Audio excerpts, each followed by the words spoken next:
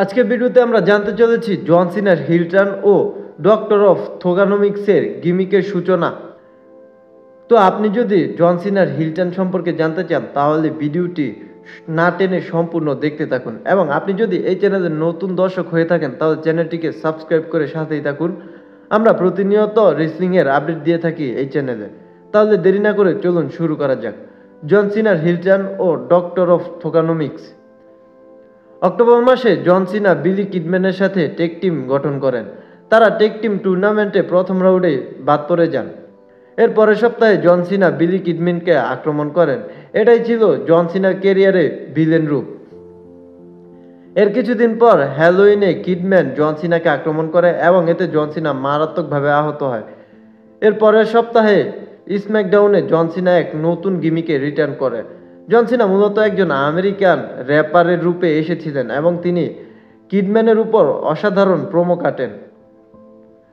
John sinner doctor of থোগানোমিক্স গিমিকের সূত্রপাত ঘটে WWE এর একটি ইউরোপিয়ান ট্যুরে।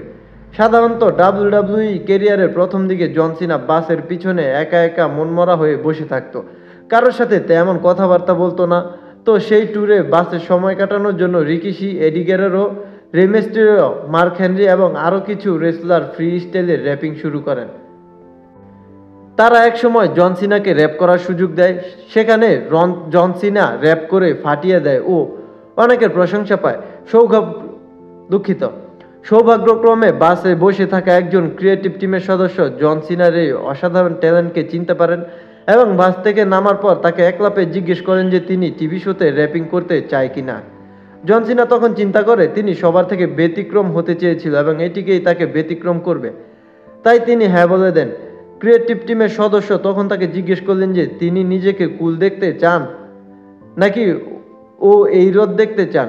জন সিনা জবাবে বলেন তিনি অন্যদের থেকে আলাদা দেখতে চান, যেন তিনি সবার নজরে আসেন এবং তার আউটফিটের অনুপ্রেরণা পায় একটি তরুণের কাছে যাকে তিনি দেখেছিলেন একটি সমুদ্র সৈকতে। 2003-এর মাঝামাঝি সময়ে জন সিনা ডাব্লিউডাব্লিউ চ্যাম্পিয়নশিপের জন্য 1 নম্বর প্রতিযোগী নির্বাচিত হয়।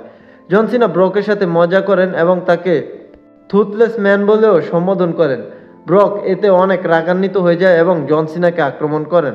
পরে তাদের মধ্যে ব্যাকল্যাশে ডাব্লিউডাব্লিউ চ্যাম্পিয়নশিপ ম্যাচ হয়, যেটাতে জন সিনা পরাজিত হয় ব্রক লেসনারের কাছে। এই ম্যাচে ব্রক লেসনার জন সিনাকে রিংয়ের ব্যারিকেডে আঘাত করলে জন সিনার হাঁটুতে চরম আঘাত পায়। জন সিনা আবারও ফেভারিট হয়ে যান যখন তিনি সারভাইভ সিরিজে কার্ট অ্যাঙ্গেলের দলে যোগ দেন। তো এই ছিল জন সিনার হিল টার্ন ও ডক্টর অফ থোগানোমিক্সের গিমিকের সূচনা। ভিডিওটি ভালো লাগলে অবশ্যই লাইক করবেন এবং জন সিনার হিল টার্ন সম্পর্কে আপনার মতামত কমেন্ট বক্সে জানিয়ে দেবেন। আর আপনি যদি এই চ্যানেলের নতুন দর্শক হয়ে থাকেন তাহলে চ্যানেলটিকে সাবস্ক্রাইব করে সাথেই থাকুন, কেননা রেসলিং সম্পর্কে বিভিন্ন তথ্য আমরা প্রতিনিয়ত আপডেট দিয়ে থাকি এই চ্যানেলে। ধন্যবাদ।